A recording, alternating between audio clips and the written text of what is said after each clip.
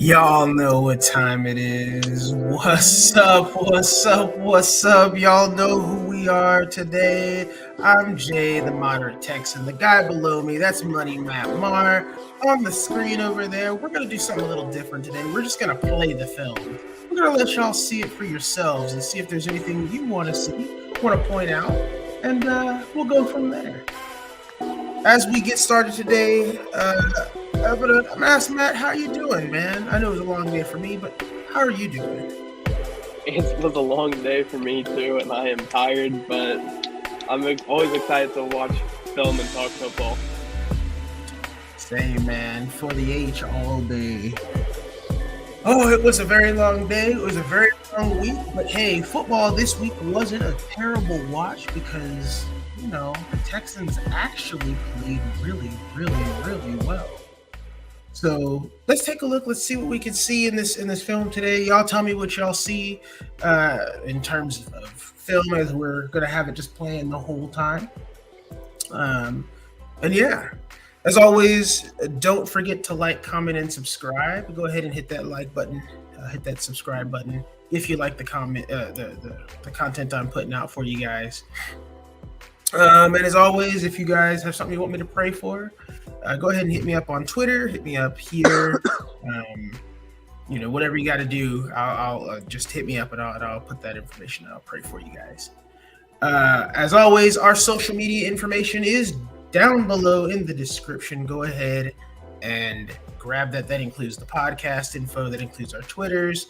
And that includes Jordan's YouTube channel. If you're not in it, get in it ASAP, buddy. Get in it ASAP. We are a family there. All right. We had a couple of things that we were going to bring up, I believe. Let's start off with the low-hanging fruit. Matt, have you been watching anything that has been happening in the World Cup at all? I'm not a big soccer guy, and that's why I said soccer, because it was called soccer. But no, I've not been paying too much attention to the World Cup, but I've heard it's been really exciting though. So it has been really exciting. As a man who played the sport, I gotta give it all the names. It's football, it's soccer, it's football. It's also the Joga Bonito, which is the beautiful game. If you don't know. This World Cup has been super exciting. I was going for Morocco. Unfortunately, they lost. That was after the U.S. went out. I always go for a couple of teams. Started with the U.S. Obviously, the Netherlands is always my team. If you guys can't tell, my favorite color is orange. Everything I do is in orange, pretty much. I love it. I actually don't have a lot of orange that I wear. Funny. But my favorite color is orange. The Netherlands, the Dutch, are the orange, and I just love following them. They're such a fun team to watch. They got bounced after beating my United States, and then Morocco showed that they are the real deal, and then they got bounced by France, who is also the real deal. Great World Cup. We're gonna get to see Messi go up against France, the juggernauts that are going back-to-back at the World Cup finals. That's crazy. They won last time. Will they win it again? I don't know. But I have a question, and go ahead and put this in the chat if you care about the World Cup. Who's better, Ronaldo or Messi? And if you say Ronaldo, I will say, can it be that Messi is better because he's made it further in the World Cup than Ronaldo? We'll discuss that later. We'll come back to that near the end of the stream.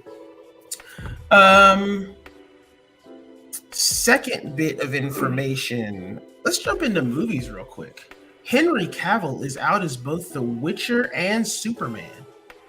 What is going on in DC, Matt? I honestly have no idea. I'm not a very big DC guy. Like, there's very few DC projects that I actually like. But I did hear about Henry Cavill and that situation, so I'm not entirely sure what's going on there, so I'll let you talk more about that because I'm a basic, so. I have actually no idea what's going on there. I just saw it today, and I'm like, how are you going to have Superman and Geralt of Rivia just walk out on you. Kevin Feige, if you guys don't get on the phone and get in contact with Henry Cavill, you're crazy. Also, I've been seeing a lot of rumors, people trying to link him to be the next James Bond. Honestly, I would like to see Idris Elba play the next James Bond, but that's just me. I've heard a couple people say he's too old, but I would like to see Idris Elba play the next James Bond. I think he'd be perfect for that role. Eden, my guy, what's up? I will say that in terms of... Hey, yes, sir, Eden. Let's go. I will say in terms of movies, yes, Marvel is far better than DC. But when it comes to cartoons, Batman the Animated Series is all I gotta say. Rip Kevin Conroy. That is possibly the best cartoon of all time. And yeah, DC has it in the cartoon department. It is what it is. What else was I gonna talk about today? Let's take a look. Let me see. Let's see what I was gonna talk about real quick. Give me a second, y'all. Well, Jay's looking for whatever he's looking for. I think I'm just gonna come out and on record and say it. I might be a bad luck charm for the Texans. I'm not gonna lie. No, they're just bad. Hear me out. Hear me out though. In playoff games I've been to, 0-1. Got stomped by the Kansas City Chiefs back in 2019. And then this year, I go to 2 regular season games, 0-2. And we were winning with 40 seconds left. Well, no, they scored with about 40 seconds left, but we were winning with like a minute left. All we had to do was punch it in from the 4-yard line, which we eventually got to the 1. But spoiler alert for the fourth quarter. Well, spoiler alert if you didn't see it already. Yeah. It was this game was it was both disappointing and great to watch because the Cowboys played like garbage. You agree with Matt? What? That he's bad luck charm? Nah, man. Bad luck. I think this is my buddy Noe, my best friend here, my brother from another mother. What's up? Yes, they did the best they could. That's the worst English I've ever seen in my life. But yeah, they did the best they could have played. That is hilariously bad English. Moving forward, I wanted to talk to you a little bit also about BBQing. I have taken a bit of a 3-month vacation from BBQing due to being a little burnt out on it. I get it, burnt out. And I'm going to be coming back starting January. So in a little over 2 weeks, I will be jumping back on the pit and making some new stuff. This first thing that I'm going to be doing is going to be ribeye roast. And I wanted to kind of give y'all some information on how I prep for those who really want to get into barbecue. We can jump into that at the end as well. And then kind of just chill and talk. So if you guys have any questions for us, for me or Matt, or if you want us to get to a specific spot in the film, or you want us to stop and just go back so you can watch or play again, let us know. We're just going to be watching the film. It's just going to be playing the whole time. And it is an hour and 13 minutes. We're 8 minutes and 28 seconds in. So just go ahead and let's watch the film. All right. While we're doing that, Matt, you were at the game. Tell us what that atmosphere was like. It was a good atmosphere. I'm not gonna lie. Like, I was around a lot of cool people, and like a lot of them were giving me grief for being a Texans fan, obviously, because that's how like home fans are when you're there as an away fan. But you already know, like, whatever. Oh, my door opened. Give me just a second. Take your time. To kind of piggyback on what he was saying, I went to the last Texans Cowboys game, regular season game that there was, and I can tell you there was just this feeling that it's Texas. And so, yeah, we're opposing fans, but it was still like a good atmosphere. Everybody was friendly. Everybody was having fun. Everybody was having a good time. But continue on, Matt. What were you talking about? Anyway, as I was saying, like, obviously, like, anytime the Texans did something good, like, I was cheering my head off, and of course, like, I was getting, like, a bunch of glares from Cowboys fans and whatnot, but So the way Cowboy Stadium is I was in standing room only, so there wasn't a whole lot from the field I could actually see. So like, I was able to see a lot of the game from like the big screen, and like I could occasionally glance down on the field and see formations and who was in. But one thing I was not expecting to see was that man number 6, Jeff Driscoll. He came out first play in, ran a read option to perfection, and I was thinking, Davis Mills, what? Like what? Like, because he has not ran a read option correctly all year, so I found it kind of odd that against Dallas he miraculously got one right. But then I looked up on the screen and seen Jeff Driscoll. I was like, holy cow! Like I knew we elevated him, didn't think we had any intent on actually using him. So I think not only did it catch me off guard, but it definitely caught the Cowboys off guard. Yeah, I can agree with that. I will. For those of y'all who have watched every video, you know that every single RPO that Davis Mills has run, he has gotten wrong every single time. It's not been fun watching him. But Jeff Driscoll got it right about 50% of the time. And while it's progress, I would like to see him get that right more. I know the Texans had talked about doing this 2 QB approach going forward for the rest of the season. There's an old saying that's out there in football. Sorry, Joe, to cut you off, but speaking of the man Jeff Driscoll, shout out Quentin Demps. He called it from preseason. Jeff Driscoll is that guy. Quentin Demps, he did on a stream with Jordan. If y'all were watching, he definitely stated that it's Driscoll season. He was all in on the hype. Would we have won more games? Probably not. But hey, he did call it that Jeff Driscoll would bring some life to this team, and he did. This is probably the best defense we've seen the team play. They still got gashed in the run game by Tony Pollard and Zeke Elliott, but that secondary was staunch. The team was playing well and rallying to the ball. Christian Kirksey didn't look half bad, even though he was still getting beat in coverage. It was a good looking game. But let's talk a little bit about this 2 QB approach. What do you guys think about that? In the chat, go ahead and kind of give us what you guys think. Yeah, Chris Moore did go off, and Amari Rodgers. Both those guys were going crazy last game. Yeah, that's something I didn't even realize. Like during the game was, like I knew Amari Rodgers was torching it and especially when he had the touchdown catch.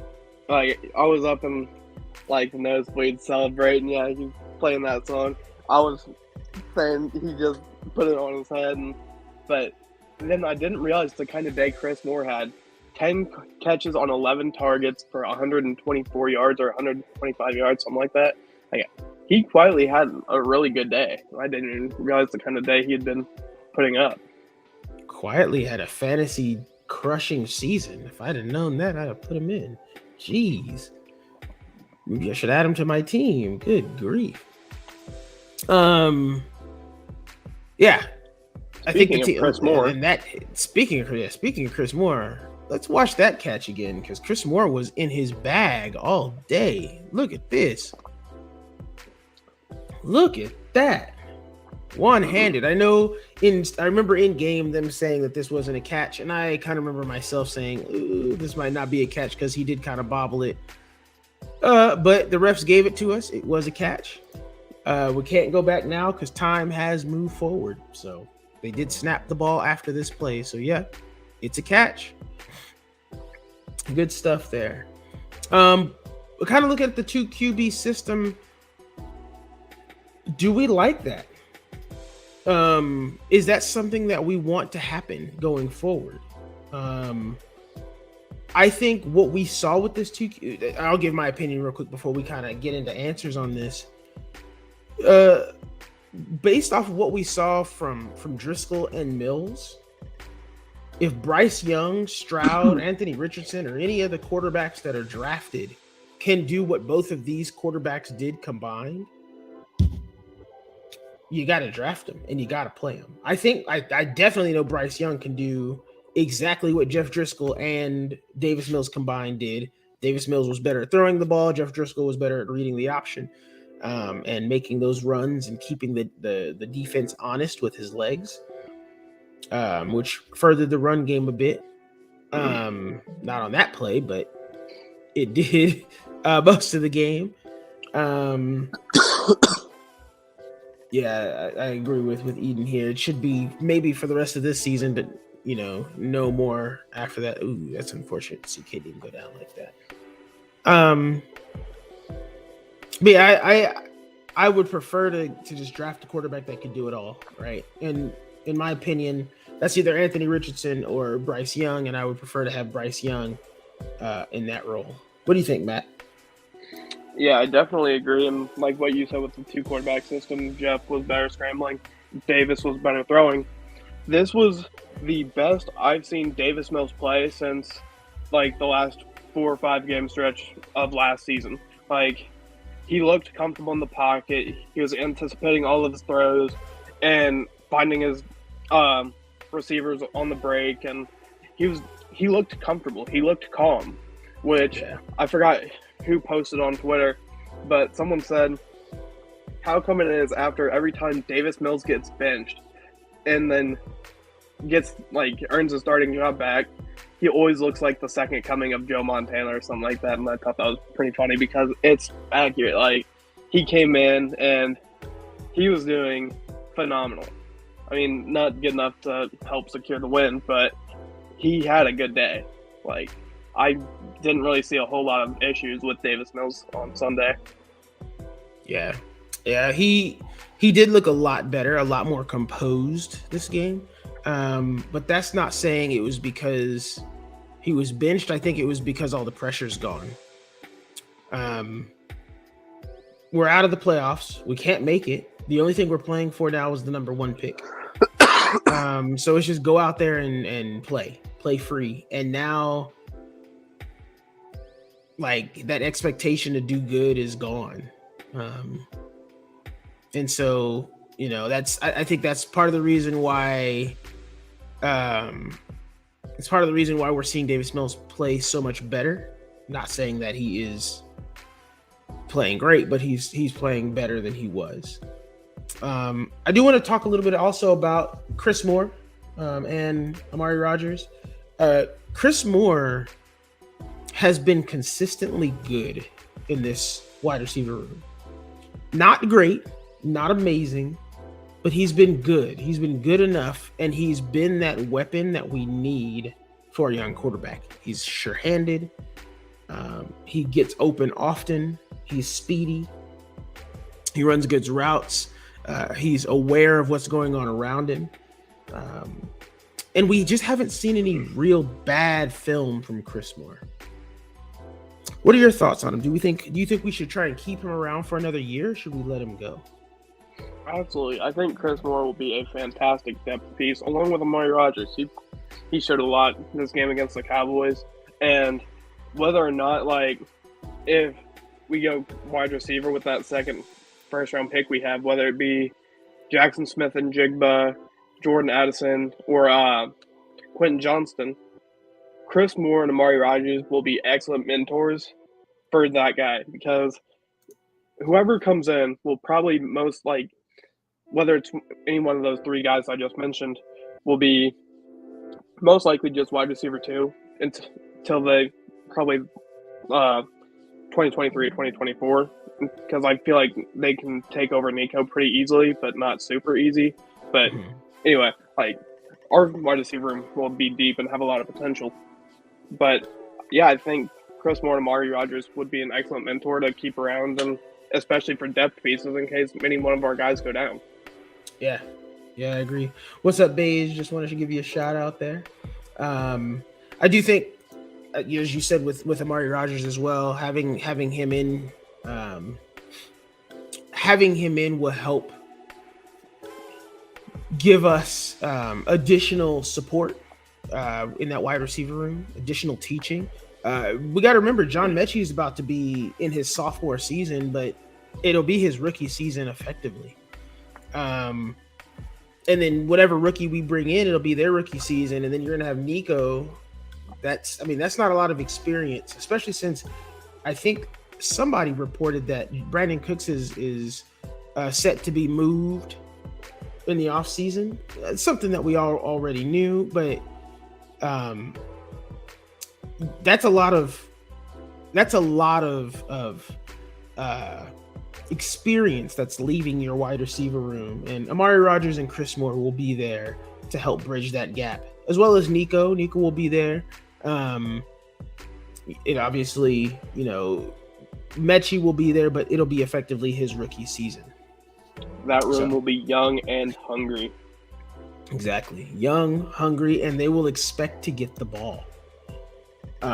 Extremely excited for Mechie. Extremely excited. Beige, like for those of you who have just joined late, I want to reiterate what I had said earlier. Today, the film is just going to be playing. So if there's anything that y'all want to see, any particular play that y'all liked when you were watching it, and you want me to go back and kind of show and break it down, let us know in the chat and we'll go back to it. Let us try and know, kind of let us know what play it was, if it was the current play that's playing now or the play prior or, a couple prior, and we will try and get that and break it down for you guys. Otherwise, today you're just going to get to see what I see, which is the all 22. Look at the sure-handedness of Chris Moore there. Freaking beast. With that being said, I agree here, Beige. I think we probably get a third, maybe a second at most for Brandon Cooks. I think it'll be like a late second, early third. Yeah, watching him steamroll will be good. I think we do bring. I think we do get a third probably for him. I would like to see us get a second, but I doubt we do. So yeah, I think we get some sort of pick because I think he's still got a lot left in the tank. He has shown speed. He has shown his ability to get down the field and still make catches, even though this is probably his worst year in the NFL.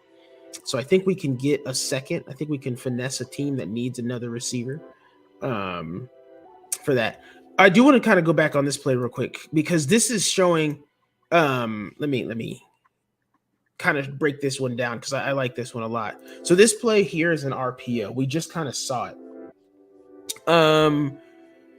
So here is what is being read. We're looking at this guy right here and this guy. The shotgun is allowing Driscoll to kind of see what these guys are doing. If these guys crash down, Driscoll should keep this ball and run to the outside because he'll have space. Because this is going to be man, and this dude's way back here, and these dudes will have sucked in to stop Dameon Pierce. He should have a lane. This is what Davis Mills was not doing. This is a binary read. Oh, they're sucked in. He's sucked in here. He's blocked up. He's already crashing. He pulls the ball, beats the guy, even though this should have been blown up in the backfield, and he goes. That's the binary read both quarterbacks are reading. Now, could he have made another read? He could have. That probably would have been picked if he throws it, though. And that's not the best of plays. But this is where we're talking about an RPO. It's a run-pass option with an option for the QB draw. Not really anything else he could have done there. Oh, that's Jimmy Morrissey in right there. Interesting. Driscoll makes the best play here. This is something that we haven't really seen from Mills. So, yeah.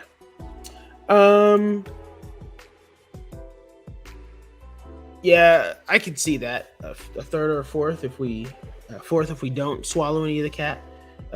If we trade him prior to next year, we have like no cap hit from him. It's like nothing. Like prior to June 6th or whatever it is, there's like hardly any cap hit from him. So yeah, I could see us not even having to do that. We might just get a third straight for him. But yeah, we'll see on that. We'll see. I know in the Discord there was discussion about Levis and Bryce, I think. And then there was one other thing that I wanted to bring up as well. But let me see what we were talking about, because I had who was this?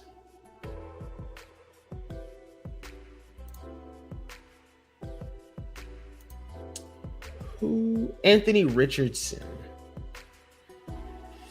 Anthony Richardson versus Bryce Young. I can see why people are starting to get Anthony Richardson hype. From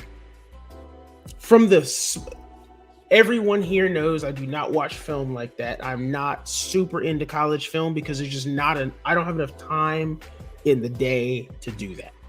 I would love to for you guys. It's just not me.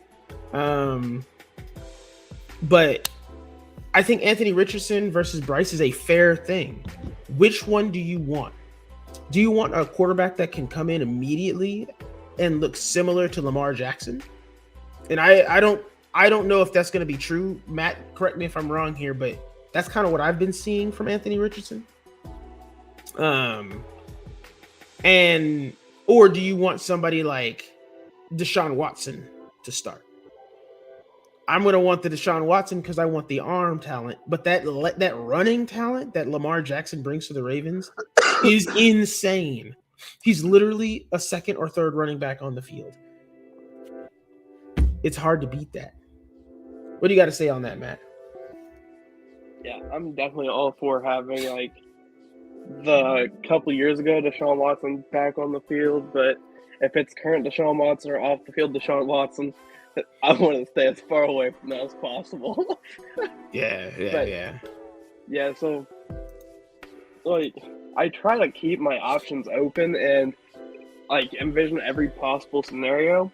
But, like, there are scenarios where I think, okay, trade back a couple spots, like, stock up on draft picks, draft the best defensive player available or whoever might be the best offensive player available there, and then get Anthony Richardson or Will Levis in with our second pick. But then, like, the more I think about it, and then the more I see on Bryce Young, like, I'm 100% completely sold on Bryce Young. That is who I think will be under center for us next season, and I cannot be more excited for it. Yeah. I do have this feeling about size, right? I think Nick is kind of shying away from the size of Bryce Young. That's kind of my thought. I mean, it's kind of a no-brainer. Bryce is the best prospect in this draft. We don't have the time or the appetite to sit for another draft. I would like to try and wait for Voorhees and build the line. I would like to trade back. If we traded back, I'd be okay with Richardson because he's not the first pick, right? Like, he's not the best quarterback. I also don't want Levis. I think Levis he's not saying he's bad, but I don't want to watch Josh Allen's first 3 years. And is Josh Allen hit his cap? I don't know. I can agree. I do want a QB first and a runner second. If you want that, CJ is that. Bryce is more apt to run, and he has looked a lot more like Deshaun Watson for the Texans. Deshaun Watson. So, and then, like, the thing with Bryce Young is, yeah, there's, like, a lot of knocks about his size, but if you, like, can give me at least 3 to 5 valid reasons on why Bryce Young should not be the first quarterback taken without mentioning his size, then I'll listen to you and probably take you up on it. But aside from his size, Bryce Young is complete. He's got good arm strength, good accuracy, good pocket awareness. Like, Bryce Young is it. Like, and the people saying that we should wait for Caleb Williams, people were saying the same thing about Bryce Young last season, saying, oh, if he could come out right now, he'd definitely, without a doubt, be the first quarterback off the board. He's the best quarterback prospect we've seen in Lord knows how long. So, like, there's always going to be the next best thing. And as Texans, like, where the Texans are, I don't think we have the luxury to just sit and wait for the next best thing, because we don't know what's going to happen in college football next season. We don't know if Caleb Williams is going to perform. We've seen Bryce Young perform at his highest level, and like this season's probably been his lowest level at Alabama. But look at the talent that was around him. He went from having like 5-star wide receivers down to like the 6th ring and the best offensive lineman in the country to a pretty good O-line and solid wide receivers. They weren't great, but not bad. Same thing with his running backs. They were good, not great, but I think Caleb Williams, or it's been a long day. Yeah, but I think Bryce Young is without a doubt our guy this year. So I can't give you anything bad about Bryce regarding hey, Tavierre Thomas's first pick, the GOAT. That was Tremont Smith. Or Tremont Smith, my bad. The GOAT. He's my favorite player, and that was assisted by MJ Stewart. Give MJ Stewart some props. Man has been playing great when he's out there on the field. But yeah, Tremont Smith comes in. This is his second play in on this, and he immediately gets a pick. Give that man some respect. Going back to Bryce, I think the reason that his size is brought up so much is because when you're for a quarterback, the thing that you need to be able to do is see over the offensive line or be able to manipulate the rushing lanes and the passing lanes so that you can make throws easier. And if Bryce can't do that, which we don't know, right? I haven't really seen any film on him doing that, making passing lanes for himself. If Bryce can't do that, it's going to be hard for him to succeed in the league because he has to be able to see where he's throwing to. Can't just throw it out to nothingness, right? He's got to be able to see where he's throwing to. So that's one knock. Kyler is also bigger. I know people are saying if Kyler can do it, anyone can. Kyler has generational talent. Kyler is insane. His arm is crazy. The problem with Kyler is his mind. He doesn't stay focused on the game. And you can see it because coming out though. Yeah, he can stay focused on that game, but he cannot stay focused on the NFL. And the reason I know this is true is because for 10 games, Kyler Murray is legit. And after that, Kyler Murray is garbage. So, yeah, I don't know if we get Stroud. I think we can get Richardson if we trade back 2-3 picks. And I would probably rather have that, Richardson than Stroud at this point. I think you get an extra first rounder there too. I think you have to get a first and a second and maybe a first next year. You got to get 3 picks for that number 1 pick. And look at that. Look at this.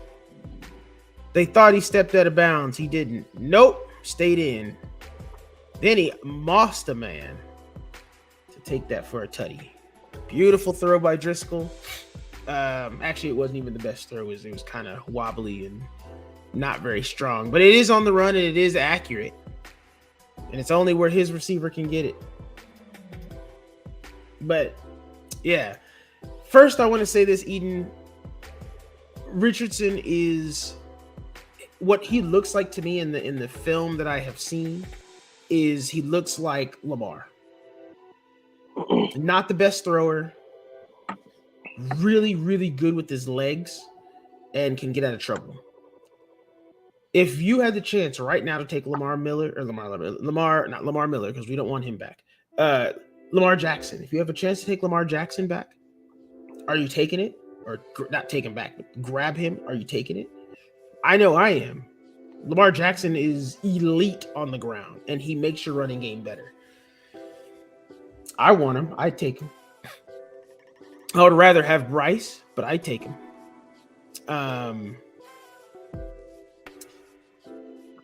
So we've talked about quarterbacks. I think Bryce, as I was saying earlier, like I said, that shortness does make his passing lanes not as good. I think his arm strength is great, but I do think sometimes when he throws the ball, his foot placement is not the best. We watched that in some film earlier when we watched it with Jordan, and there are sometimes he makes a kick out that's really funny instead of making the throw and keeping that keeping his feet correct. He has to put some extra oomph into it to get that ball down the field. But like as you saw here with Dak, let's kind of look at that real quick. With Dak on this particular throw, he kind of does what we see here from Bryce. He kind of drug that foot forward a bit. You don't want to see that of the quarterback. You want to see them kind of keep their base. It's probably better to see it from this view. Keep it consistent and keep it strong. That's how you get that power. But he's not really looking for a power throw here. He's just kind of dumping it off. But normally when Dak makes that throw, he would keep that base, especially when he's throwing it downfield, which you'll see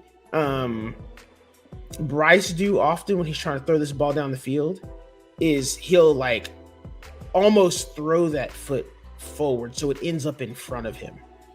And that's what happens. It's indicative of not having all the arm strength in the world. See how Dak kind of steps forward there and he's straight again. Bryce tends to throw that foot forward quite a bit. So that is something that's not based on size. It's more based off of arm talent. But yeah. With that being said, as you can see, we've now entered the Jalen Petrie show. So. Yes, we have. We have entered the show of Jalen Petrie. For those of y'all who were not paying attention to Jalen Petrie, pay attention now, because he was in his bag. That break, oh my gosh, y'all. He's not even early. He's not early. He's not late. He is on time with that break. That is beautiful.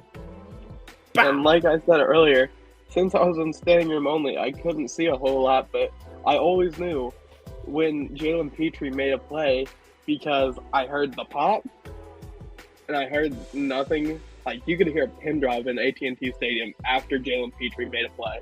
That place would go, ooh, and then was silent for like the next 2 or 3 plays. Yeah. Now, I want to compare and contrast this before we jump back into our discussion here. I want to compare and contrast this with Jonathan Owens. This has been a normal thing with Jonathan Owens, and I've called it out a couple times on film. Jonathan Owens, while he's a good backup, is not a starter, and he routinely falls down, especially when he's on his break. And you can see him disappointed at himself there. Watch. Here comes the break. Whoops. And Jonathan Owens is bear crawling real quick, leaving this wide open. You can't have that, man. He's lucky that the pass breakup came from Dalton Schultz himself rather than, him catching that and then being able to run downfield. It's unfortunate, but yeah, JL Skinner, I could take that. He needs something. I don't know what he needs, but I do think we need to draft a safety in this draft as well. What else were we talking about? I wanted to bring this up. Micah. Let's talk about the offensive line for a bit. I don't believe the Texans gave up any sacks this game. Sure didn't. Yeah, no sacks, and this is not a bad defense that we're playing. In fact, it's a really good defense in Dallas that's there. They have the more sacks than any team in the NFL, and we gave them 0. Ugh. Look at that, Petrie. Petrie just killing me out there. Yeah, we didn't allow anything to happen, and that is mainly because we took Micah Parsons out of the game. Gotta give that to Tunsil. Top 5 tackle right there. And he wasn't able to get anything on either side. Not in the middle, not anywhere. It was just good play from our offensive line, which is what we've been looking for. Now, there were pressures. There's a YouTuber that I follow. His name is Vach Lombardi. If you guys don't know who he is, he's a Cowboys YouTuber. But yeah, he was talking about the reason that this was happening was that they didn't get these sacks is because the Texans were getting rid of the ball fast. Hey man, don't blame that system. It is what it is, man. People are going to get the ball out fast. Tom Brady gets the ball out fast. You don't want 4 seconds. I don't want anybody to hold the ball for 4 seconds. That's crazy. 2.5 seconds and it's out. And that's what was happening. And they couldn't get there fast enough.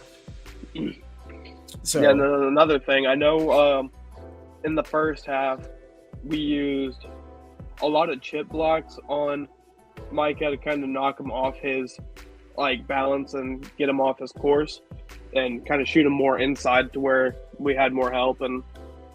But then apparently what I've heard is, and I don't know how true this is, but Laramie said, I want Micah one-on-one. But then as we've seen in the second half, or we'll see in the second half, depending on how long we go, Laramie Tunsil had that man on lock and key and was not letting him get anything. So, Larry Tunsil, best left tackle in the game. And I will say that with chest out, full confidence. That's a hard one because I think he's in pass blocking. I think he is 1, 2 somewhere. He's in the top 2 in my opinion. Man's been insane. The only other one I'd potentially take over him, and it's a strong maybe, would be Trent Williams. But I'd rather have Laramie in my opinion. But what about that kid from the Giants? He's been pretty good. Evan Neal? Is it Evan Neal? Or is it somebody else I'm thinking about? Let me look at PFF. Sure. While I'm looking that up, I wanted to also bring something up regarding coaching for the Texans. I know everybody's been talking about Jonathan Gannon. Everybody's been talking about various coaches that we can bring in. But no one's talking about this guy from in-house. I have been saying for weeks that the best this is the best special teams unit the Texans have had. Probably ever. I don't know of anybody better. If anybody has anything against that or anything they want to bring up against me, let me know. I definitely think though this is our best special teams unit ever. Andrew Thomas is who I'm talking about. Okay, yeah, no, I'm still taking Laramie over Andrew Thomas. And another thing, Beige, you not right for that. For what? For the college film one? Beige said only sack was LT's dangling over Micah's. That's right, I said it. Got him. Got him.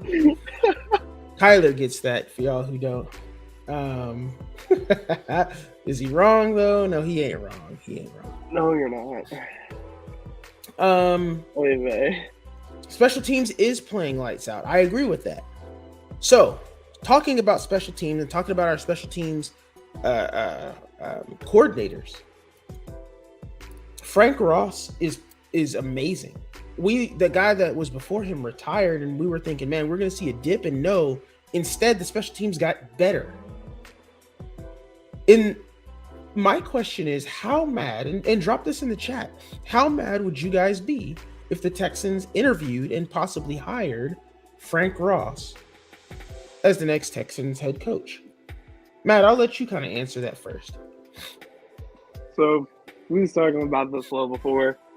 I wouldn't be mad if he got an interview because, like we've been saying for the entire season, his unit is always the one that's always shown up and is ready to play and performing better than any other unit we have. But if we hired him, I don't know, because I don't know if Nick is, because it's very rare, and everyone has been saying this, and I've been getting a lot of stuff from the guys from the Wheelhouse. Shout out those guys. Jake Aswin, BK, Cody Stoops. It is very rare that a general manager gets 3 coaching hires, which Nick Caserio is probably going to be getting this year. And just like Bay said, I don't think it's the right direction because I don't know if Nick Caserio is willing to stake his reputation to Frank Ross. So I feel like a safer option would be Jonathan Gannon, D'Amico Ryans, Ben Johnson, offensive coordinator for the Lions, or the I think his name's something Callahan, offensive coordinator for the Bengals, if I'm not wrong. Mm-hmm. I feel like any one of those guys would be a much safer option and probably a better long-term head coach. So I hear all you guys. I don't know if Frank Ross is a swing for first base. It would definitely be a surprising pick, but yeah, I think it would be definitely surprising. But here's kind of why I bring this up. There have been in the history of the NFL, there have been 3 coaches that were special teams coordinators prior that that's unfortunate by Damian Pierce. There have been 3 coaches that were special teams coordinators prior that became head coaches. I'm gonna list them off. First, and the one that's currently not a head coach is Joe Judge. We know how Joe Judge is. Didn't do very well with the Giants, and he's currently back as an offensive assistant with the Patriots under Bill Belichick. The second is John Harbaugh. Now, we all know who John Harbaugh is. He's the head coach currently of the Baltimore Ravens, and I don't think there's been a bad coach year from the Baltimore Ravens. If you guys have one of those years, let me know. But John Harbaugh was that surprising pick from before, and he is a great coach. The third one might be the greatest coach of all time. Matt and I had a little discussion about this. It could be between John Madden and this other coach, Bill Belichick. Those are your 3 special teams coordinators that have become head coaches. 2 of those 3 have had success. Do I think Frank Ross should be the next head coach of the Houston Texans? No, I don't. But I do think it is a fair thing to look at him as a head coach, either with the Texans or somewhere else. The man has coached an insanely good unit now for 2 straight years. We are better this year than we were last year on special teams. And they did. Both of them went, except for Belichick, who went special teams coordinator. Then he was had a short stint as a defensive coordinator, and then he went straight to head coach after that. The other 2 were straight special teams head coach, special teams to head coach. So, we know John Harbaugh is it, right? He's a legitimate coach, and all of us would fight and scratch and claw to have John Harbaugh as a head coach for the Houston Texans. Could Frank Ross be the next one? I don't know. But hey, it's something that you could look at and have a good time with. I don't know. I'm speculating here. That's all I'm doing. I speculate. How far are we in the film? Oh man, 42 minutes in. We've seen a lot of film here, guys. We talked about Frank Ross. Let's kind of recap a bit. We've talked about Frank Ross. Talked about college stuff. We've talked a little bit about the wide receivers. Good to see you, Beige. Good to see you. Thanks for stopping through, man. As always, don't forget, as I like to say at the end and the beginning, but don't forget to like, comment, and subscribe. If you like the content we're putting out. Today's pretty chill though, because both Matt and I are really tired. It has been a long week.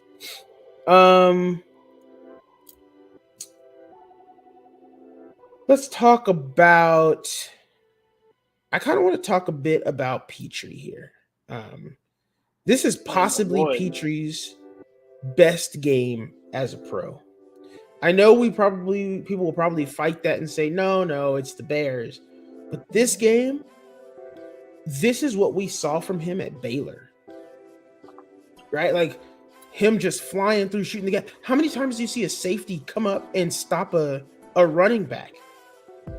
the safety, not the linebacker, the safety come up and stop the running back. You don't see it often. And that's what Petrie did there. Petrie was in his bag this game. He was getting past Brett. He got PBUs. He was getting tackles. He was lighting people up. People were like, man, don't throw this ball at Petrie because he's not going to let it happen. I mean, it was insane. Beautiful play from the safety position. Is this what you've been looking for Petrie, Matt? It is. I was really excited to see Jalen Petrie have this kind of game, especially because I was wearing his jersey, so I was representing Petrie that day. But if he can continue to build off this performance and continue to learn and grow, then he's going to be a building block for this defense for years to come, hopefully. Yeah, I can agree with that. Do we feel the pick is justified, though? Is that pick better than Tarek Woolen or anybody who was picked after Petrie?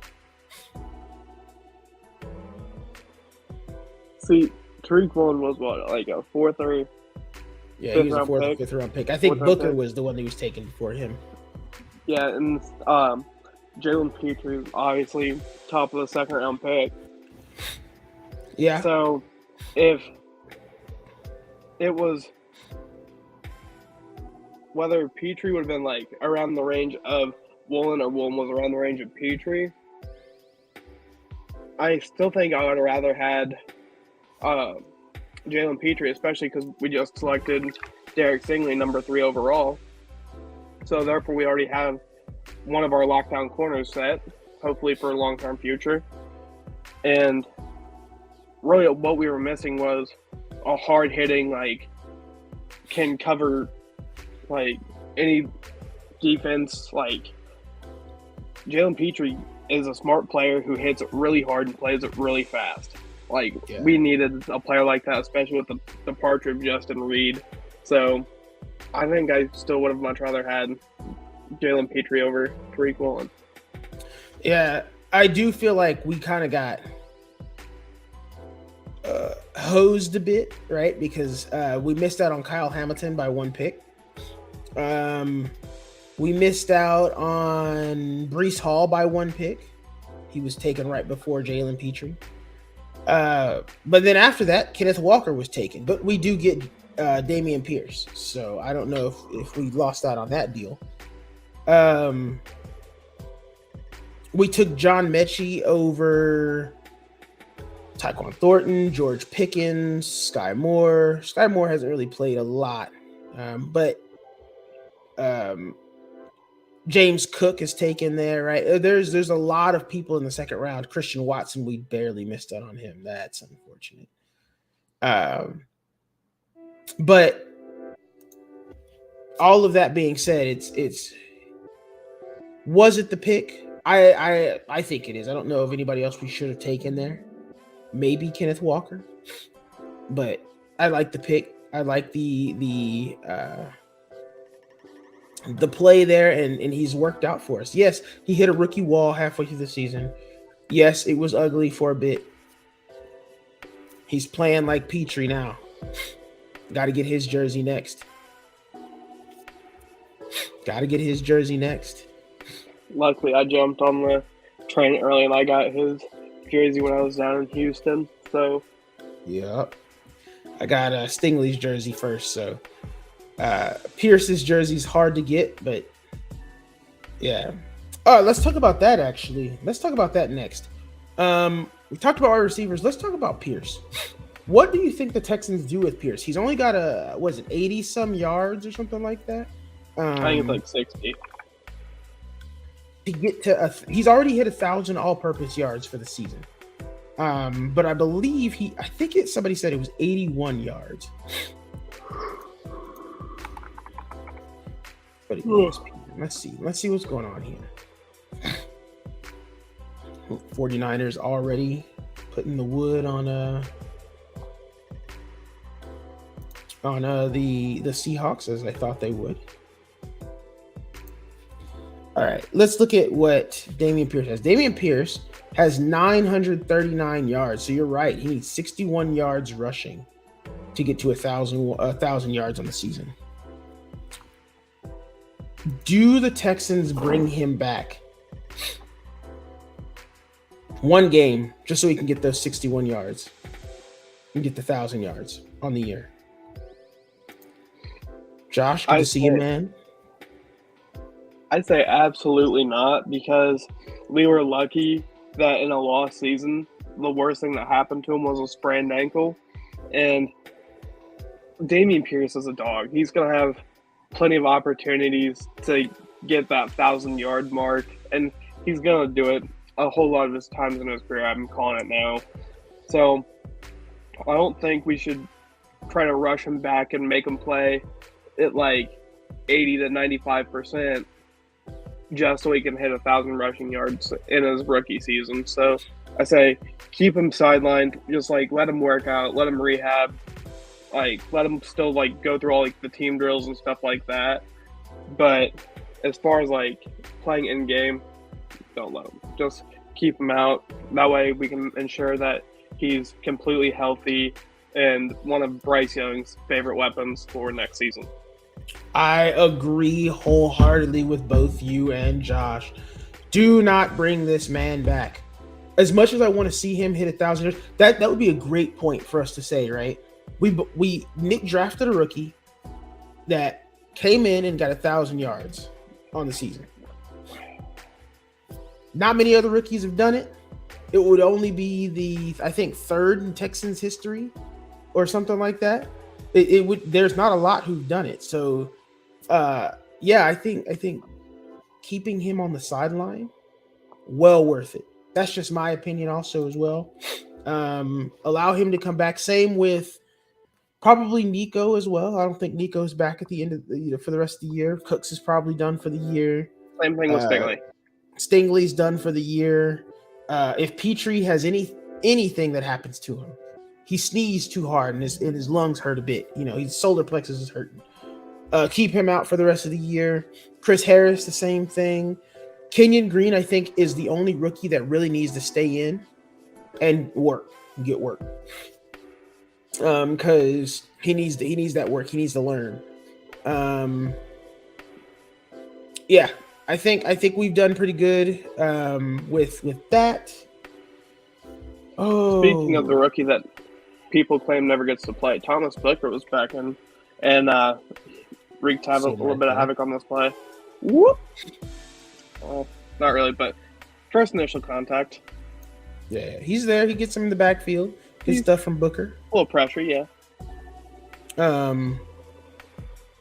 Yeah, this oh, that was almost picked by Kirksey there. Good play by Kirksey. Cooks did practice today. I believe you're right, Josh.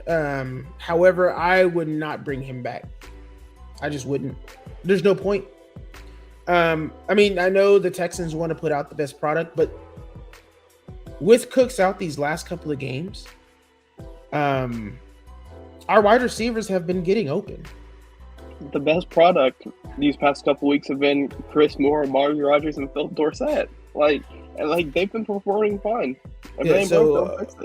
Yeah, I think you see what you got with Amari Rodgers. See if you want to keep him around for next year. See what you got out of Chris Moore. Get him wide receiver 1 rep so he could be your Michael Gallup, a wide receiver 2 that can take on your CB1 if you need him to. Same with Amari Rodgers. Let that happen. I think you also probably keep Tegan Cotoriano in for the rest of the season. Let him kind of, learn to block more, learn to run those routes, so he could be Davis Mills with a nice little play there. But yeah, I don't think it's out of spite for me. I think it's out of just what's the right play here. Whoopsie. Out of mutual respect for like us as like a franchise and Brandon Cooks as like a player, like it's best that like we mutually part ways, because like he knew what he was getting into when he signed that contract extension, but I don't think this is what he expected, because I thought he thought there'd be like at least like a little bit of fight and a little competition, and by now I think he was expecting we'd be around like a 4 to 6 win mark, and just like barely on the cusp of missing the playoffs or something. But I don't think he was only expecting 1 win, a tie, and 11 losses. Yeah, honestly, I don't. Let's never bring this. Let's never use this one again. Lovey can suck an egg with that. But let's be real here with all of us kind of thinking that we had a chance at more wins, maybe 4, maybe 5, maybe even 6. I think Quentin Dimps had it at 5 to 7, right? Based on practices, based on the preseason, that looked to be about right. Based on that first game, based on those first 4 games, that looked to be about right. We were losing not because of the defense playing terribly, but because we just couldn't score on offense. And if we got it together, we'd be winning a couple games. And it just never panned out. Can we blame that on Pep? I actually kind of think so. I don't know. Does anybody know? Look it up real quick, guys. Anybody know who our QB coach is in the Texans? Is it Pep? Because if it is Pep, then I think Pep definitely got to go. Jeff Driscoll was able to read stuff in other teams when he was in. He's able to read the RPO correctly, but it seems that under Pep, he ain't able to do it. So I'm thinking Pep got to go. And then the conservative nature of Lovey, that's got to go as well. So I do think the head coach search is something that's going to have to happen in the offseason. Yeah, offense. We should have started this year 3-0. We should have beat the Bears. We should have beat the Broncos. We should have beat the Colts. We should have started this year 3-0. Defense. We could have beat the chart. We could have started this year 5-0 if we had a better quarterback. We didn't, though, and that was unfortunate. So it is what it is, y'all. The season is dead. It's over. We're getting that first pick. That's all I got to be happy about. I think we take Bryce, and I'm on the Addison train. I kind of like Addison. And then next year, take Marvin Harrison Jr. Yes, please. How much time we got left in the film? It's 57 minutes. We got about 15 minutes left in the film. So with that, I wanted to talk to y'all a little bit about, we're going to shift gears off of football completely. Again, for those of y'all who joined late or who are just joining me, please like, comment, subscribe. Let me know if, what you guys want to see. If you guys see a play on here that you guys want me to try and get to, or want me to kind of break down for me or for you, let me know. I'll go back, look at it, and break it down. There really hasn't been any people to know, but yeah, let's take a look. No, I think Addison and Marvin Harrison Jr. would be insane. I've been watching Marvin Harrison Jr. a lot. I think he's better than Jackson Smith and Njigba. That would be crazy if we had those. That would be insane. All right, let's take a look at what I was talking about earlier, which was my barbecue prep. I know a lot of y'all who are especially in the Texas Thoughts Discord see the barbecue that I make, and you're like, yo, what's up with this? Let's talk about that a bit. So, as a aspiring pitmaster, I wanted to kind of give you guys some of my secrets. I'm not going to give you what rubs I use and stuff like that, but some of my secrets that I wanted to give out. First, consistency. Consistency is key. The first thing you want to do if you want to become a good pitmaster in general, get thermometers. Something digital, something cheap, something that's really not cheap, something that's good. It's got good reviews, something that you drop in the meat, something that you can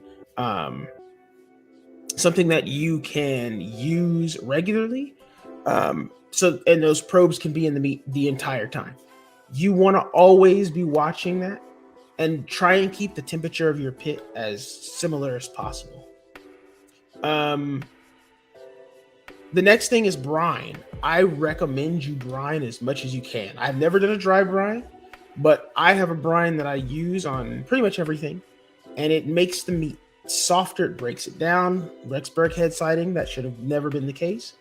I think you should brine. I think you find a good brine recipe that fits your flavor profile and you just let that go. And then peach paper. Use peach paper if you can.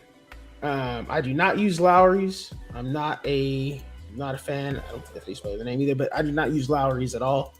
That is not my cup of tea. I use a very specific mix of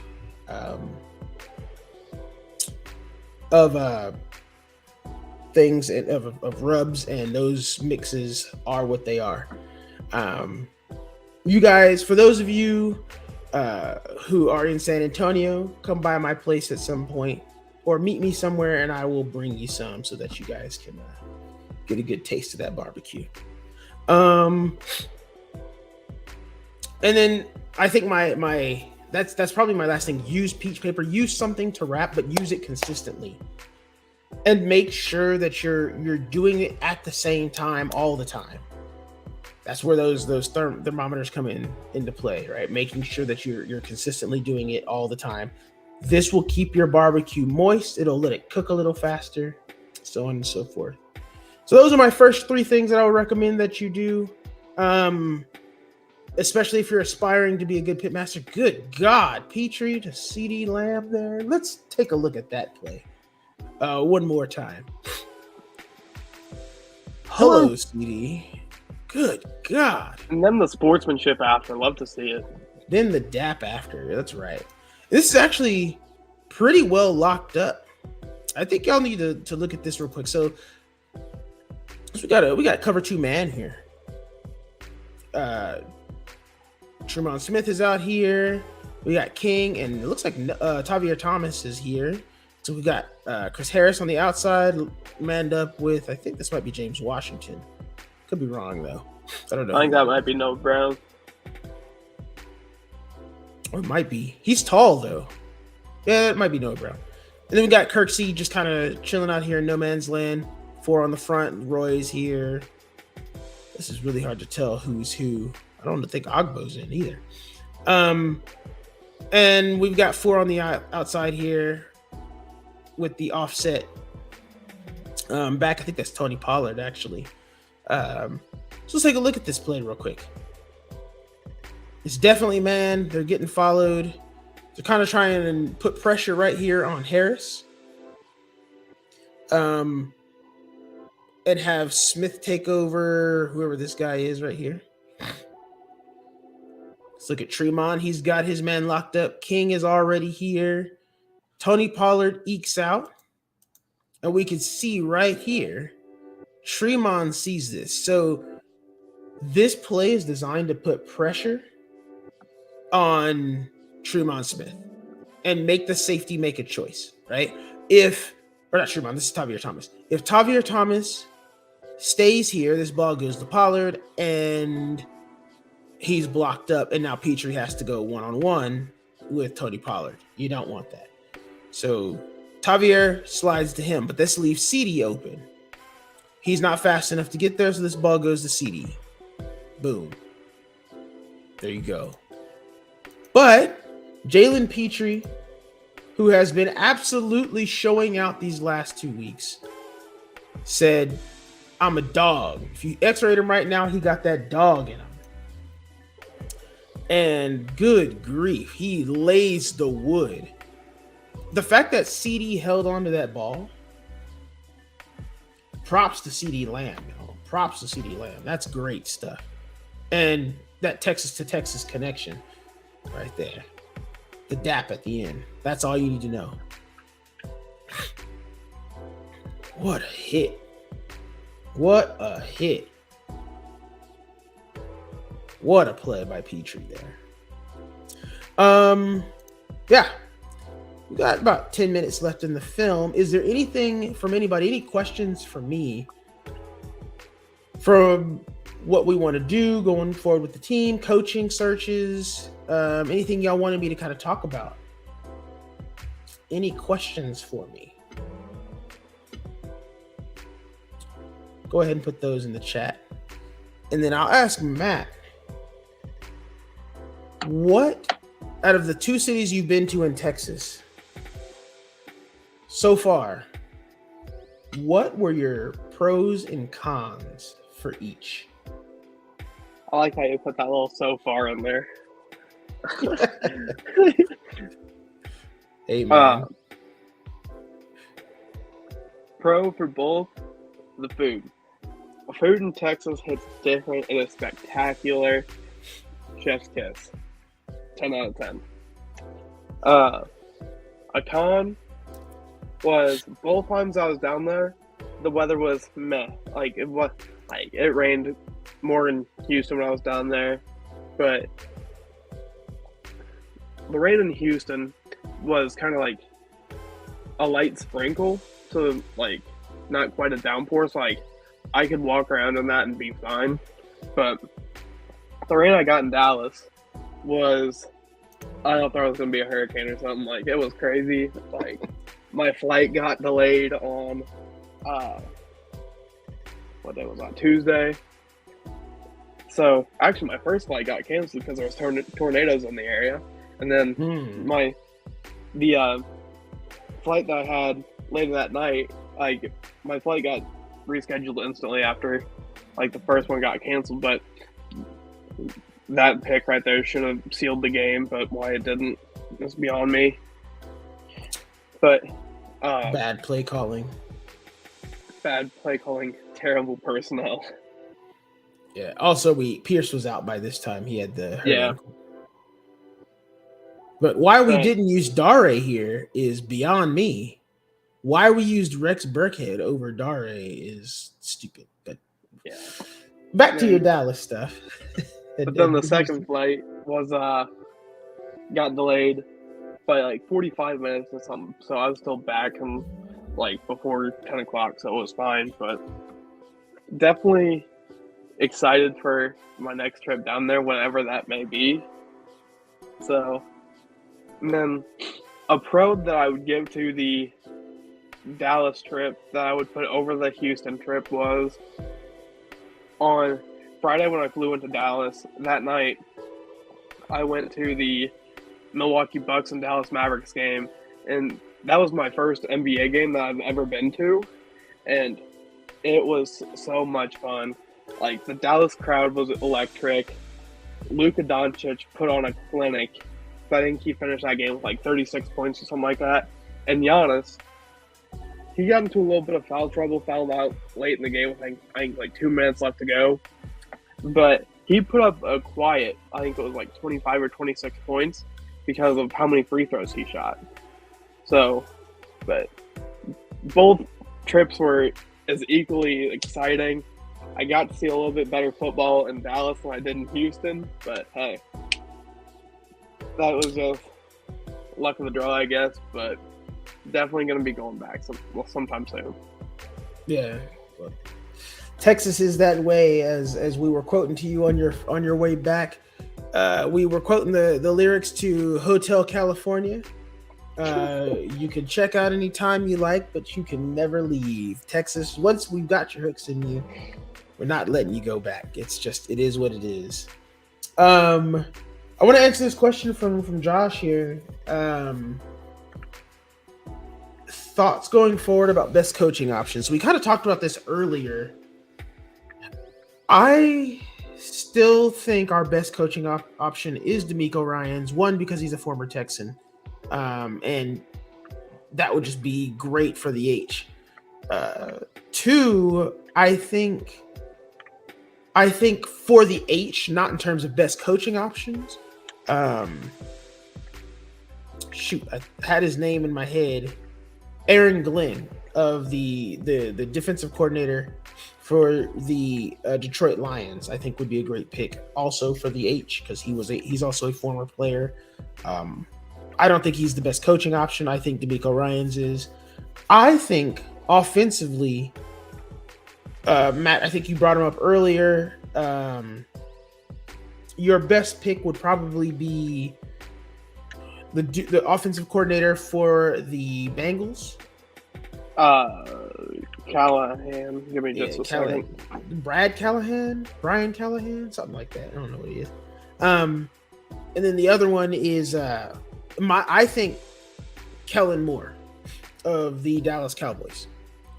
And I know people will flame me for that, but I think Kellen Moore would be a great pickup. Dallas has quietly been a top defense or top offense his entire time there. Why he's not getting looked at as a top coach option is crazy to me.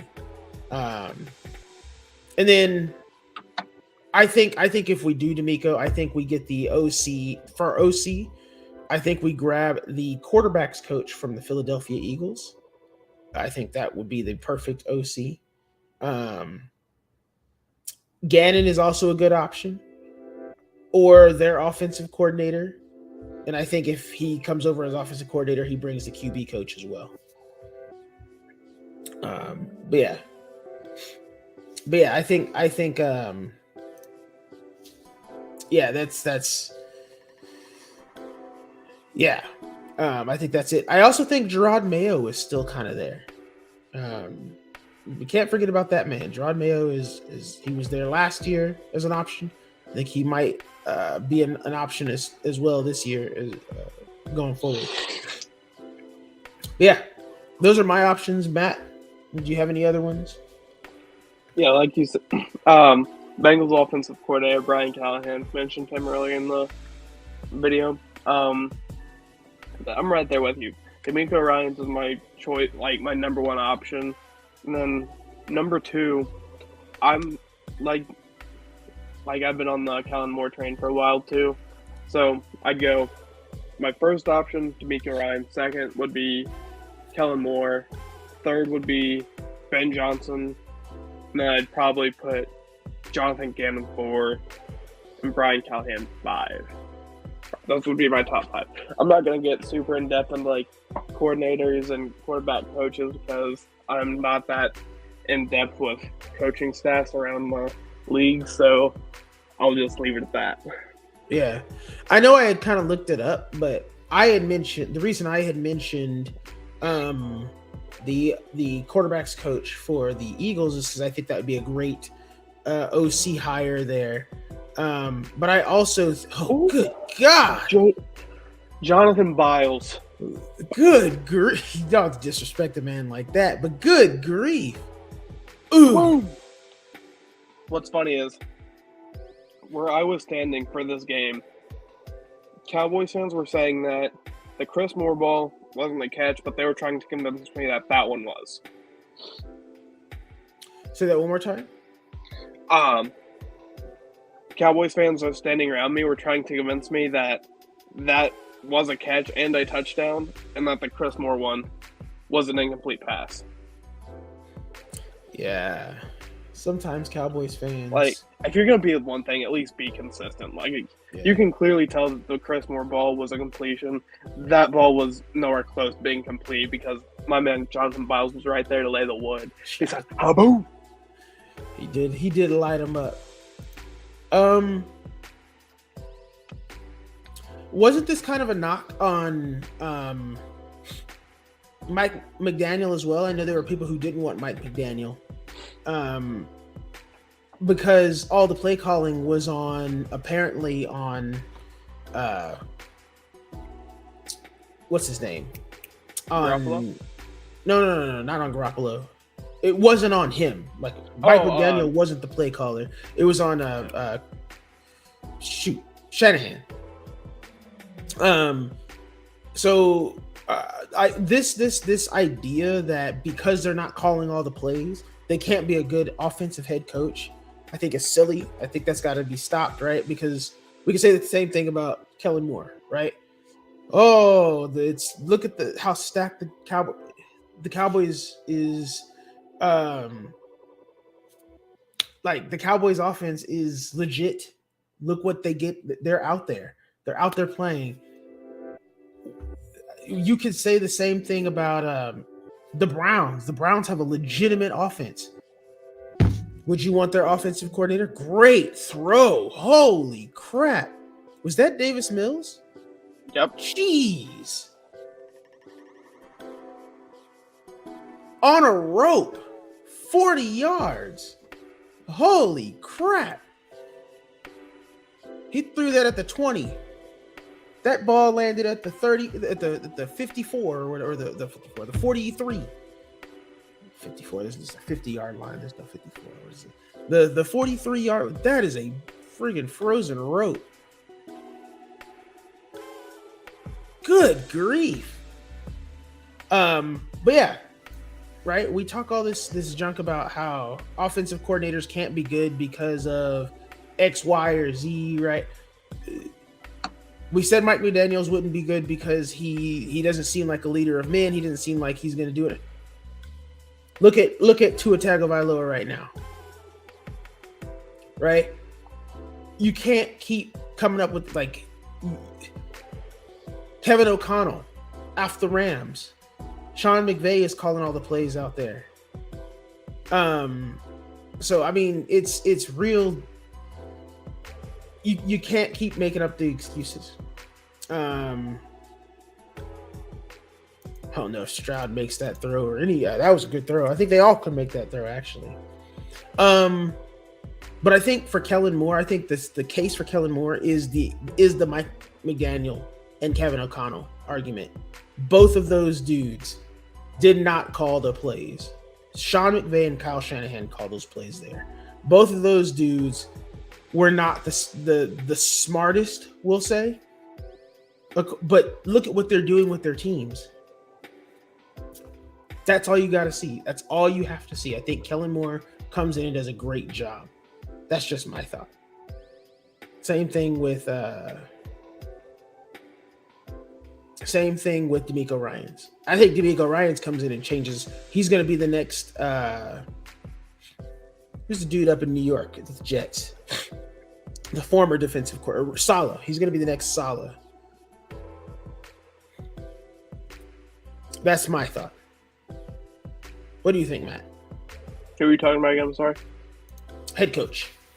With I said Kellen Moore with the offensive coordinator thing. The guy from the Bengals. Man, there is no Texans near where this ball came down. Although Akins kind of got pulled out of there. Yeah, and what's crazy is after this game, apparently the Dallas Cowboys won the Super Bowl, and I just wasn't aware of it. But hey, good for them. Congratulations. We the boys. So what a boys. But yeah, so I'm gonna say what Joe was saying. If y'all don't have the privilege of knowing Mr. Joseph Anderson, I highly advise you meet that man. Top tier. But Devontae Turpin didn't have to do us like that. Like that's something I didn't even see like during the game. Oh, did this man emote on us? He did. What? He is with that backflip.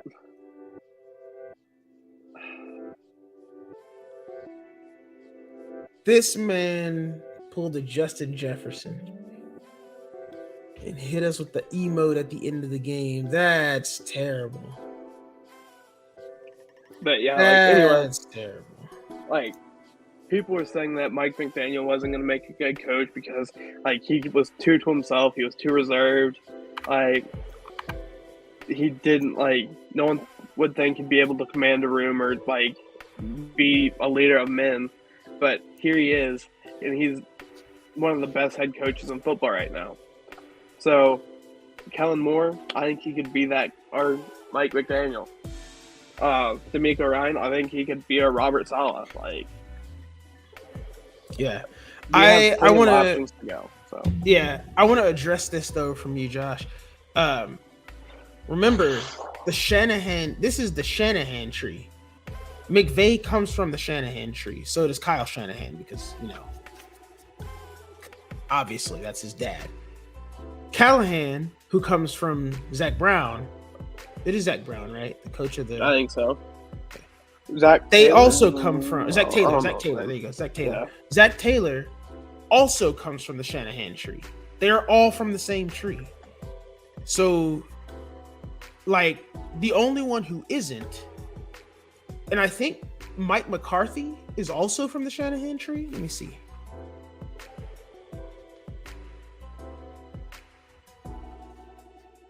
Let's see who's on the Shanahan tree.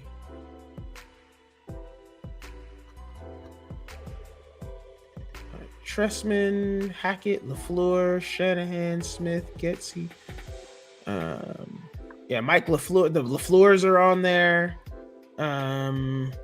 Zach Taylor's on there. Anthony Lynn is on there. Kubiak, Stefanski, Callahan, Walsh. All of those coaches are there. The only one who isn't is is Kellen Moore. And I don't know if McCarthy's a part of that tree. I don't know what tree he's a part of, but Mike McCarthy might be from Andy Reid. I mean, it's not like he's going to be a bad coach. So I think Kellen Moore. I think we got to give him the respect he's owed. And it's no problem, man. Always here to help out. All right, Matt, you got anything else before we decide to recap? Nope. All right, let's quick recap. Again, if y'all have any questions, please feel free to drop them in the chat. It was great to have y'all here with us. Today, we talked a good amount regarding the game. We just let it play and let y'all guys kind of watch. Hopefully, y'all saw some plays. I didn't really get to break down. I didn't really do too much breakdown, but you guys saw the plays from the All-22. It's a pretty good game. Really good game from Jalen Petrie. Really good game from the secondary as a whole, and the defense, really. The defense did not play bad. And this was probably our best offensive game of the season throughout. I think we did a really good job this game. Or not a really good job, but a better job than we have. It was decent. Talked about some barbecuing techniques. I'll try and bring some more in next week. We talked about coaching and who we think we should get. We talked about quarterbacks and who we should draft and who we should draft after that. What else did we talk about? We talked about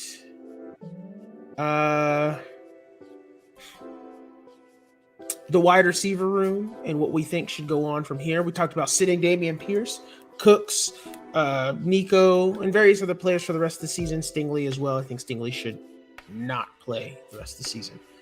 Just hold him out. As much as I don't want to see it, I do want to see it. I think he needs to stay out.